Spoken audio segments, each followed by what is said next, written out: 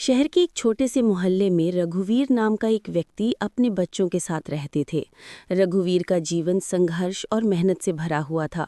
उन्होंने अपनी पूरी जिंदगी अपने बच्चों के लिए काम किया, लेकिन जैसे जैसे समय बीतता गया उनके बच्चे उनसे दूर होते गए। रघुवीर का नाम मोहल्ले में सम्मान से लिया जाता था। वे एक स्कूल के शिक्षक थे और बच्चों को शिक्षा देने का कार्य करते थे।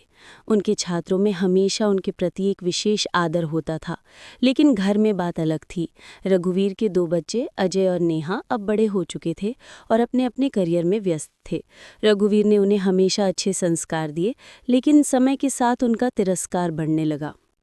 जब अजय कॉलेज में गया तो उसने अपने पिता की कमाई को लेकर बातें करना शुरू किया। वो सोचने लगा कि पिता की नौकरी से उसका भविष्य नहीं बन सकता। अजय ने कहा, पिता आप क्यों नहीं कुछ और काम करते? आपकी नौकरी से कुछ नहीं होने वाला। ये सुनकर रघुवीर का दिल टूट गया, लेकिन उन्होंने सोचा कि शायद ये सिर्फ एक किशोर का विद्रोह है। नेहा, जो एक युवा डॉक्टर बन चुकी थी, भी धीरे धीरे अपने पिता से दूर हो गई। जब भी वो घर आती, रघुवीर उसे सुनाते कि कैसे उसने अपने बचपन में कठिनाइयों का सामना किया। नेहा ने कहा, पिता आप पुराने ख्यालों में जी रहे हैं, आपको ये समझना होगा कि समय बदल चुका है। रघुवीर ने अपने बच्चों को समझाने की कोशिश की, लेकिन उनके दिलों में पिता के प्रति सम्मान की कमी होती गई।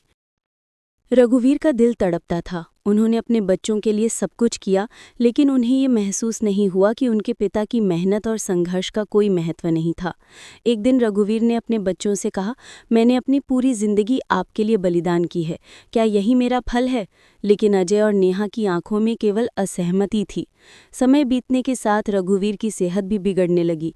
उन्हें एक गंभीर बीमारी ने जकड़ लिया, लेकिन उनके बच्चे उनकी देखभाल करने के बजाय अपने अपने काम में व्यस्त हो गए। रघुवीर ने सोचा कि शायद जब वे उन्हें ज़रूरत महसूस करेंगे तब आएंगे, लेकिन ऐसा कुछ नहीं हुआ।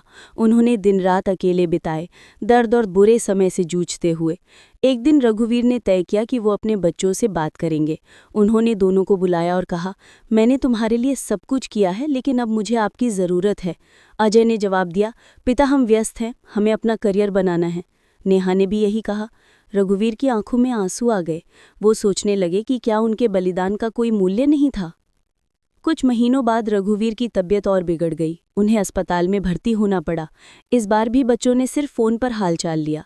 जब रघुवीर ने उन्हें बताया कि वो गंभीर हैं, तब भी उनकी आवाज़ में कोई चिंता नहीं थी। अजय ने कहा, पिता हम काम में व्यस्त हैं, हम कोशिश करेंगे कि जल्द ही आ सकें।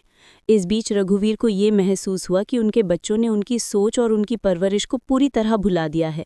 वो सोचने लगे कि क्या उन्होंने अपने बच्चों को सही शिक्षा दी थी? उन्होंने अपनी मेहनत से उन्हें शिक्षित किया, लेकिन क्या उनके दिलों में पिता के प्रति कोई सम्मान था? अस्पताल में रघुवीर ने अपनी पूरी जिंदगी का विचार किया। वो सोचने लगे कि क्या वो बच्चों के लिए सब कुछ करने में गलती कर गए? क्या उन्होंने उन्हें स्वतंत्रता देने में अधिक छूट दी? क्या उनका प्यार ही उनकी दूरियों का कारण बना? अंततः रघुवीर को अस्पताल में अकेले बिताए हुए समय में बहुत कुछ समझ में आया। उन्होंने तय किया कि वो अपने बच्चों के साथ संबंध सुधारने की कोशिश करेंगे, लेकिन अब उनके दिल में उम्मीद कम थी। कुछ समय बाद जब रघुवीर घर लौटे तो उन्होंने बच्चों को फिर से बुलाया और इस बार कहा, मैंने तुम्हारे लिए सब कुछ किया है, लेकिन मैं भी एक इंसान हूँ, मुझे आपकी ज़रूरत है। लेकिन अजय और नेहा के चेहरे पर वही बेपरवाही थी। इस दौरान रघुवीर ने अपने दर्द को अपने दिल में ही रखा। उन्होंने सोचा कि शायद ये उनकी किस्मत है कि उनके बच्चे उन्हें समझ नहीं पा रहे। रघुवीर ने समझा कि कभी कभी बलिदान और प्यार का मूल्य नहीं समझा जाता। उन्होंने अपने जीवन की अंतिम संध्या में ये सोचते हुए बिताई कि एक पिता की भूमिका में कितना दर्द छिपा होता है और कैसे बच्चों का तिरस्कार एक पिता के दिल को चीर देता है। रघुवीर का जीवन एक ऐसे पिता की कहानी बन गई जो अपने बच्चों के लिए सब कुछ करता रहा, लेकिन अंत में तिरस्कार और असहायता का सामना करना पड़ा। ये कहानी केवल रघुवीर की नहीं, बल्कि कई पिताओं की है जो अपने बच्चों के लिए जीते हैं, लेकिन अपने दर्द और संघर्ष को छिपा कर रखते हैं।